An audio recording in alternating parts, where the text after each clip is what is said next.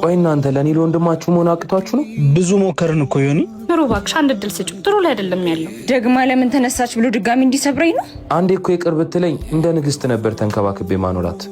ያለሷም እኮ ህይወት ይቀጥላል። ደሞ ስታካብር ነው እንጂ ያን ያህል እኮ ምንም አላረከ። ደሞ ዝም ብለሽ ስታካብጂ ነው እንጂ ያን ያህል ምንም አላረገሽ። ምንም አላረገሽም ዮኒ። የትምህርት ቤት የምን አባሽ የትምህርት ቤት ነው? ያለፈው ወር እኮ አልከ ጭራሽ መልስ ትመልሽልኛለሽ? ወንድ ልጅ እጁን ካነሳብኝ እስኪገለኝ አልጠብቅም። ስለሚወድሽ ቢሆንስ የሚመታሽ? ስለምወዳት ነበር እኮ መታት። ደግሞ ይቆጨኛል የሚለውን የሄኖክ ጥጋቡን ዘፈን ጋብዙልኝ። እናንተንም አዲሱ የሄኖክ ጥጋቡን አልበም ልጋብዛችሁ። እኔ አልበሙን በጣም ነው የወደድኩት። እናንተም ገብታችሁ ብታዳምጡት እንደምትወዱት አልጠራጠርም። ሙሉ አልበሙን ናሆም ሪከርድስ ዩቲዩብ ቻናል ላይ ታገኙታላችሁ። እየገባችሁ አዳምጡ። ምን ትጠብቃላችሁ?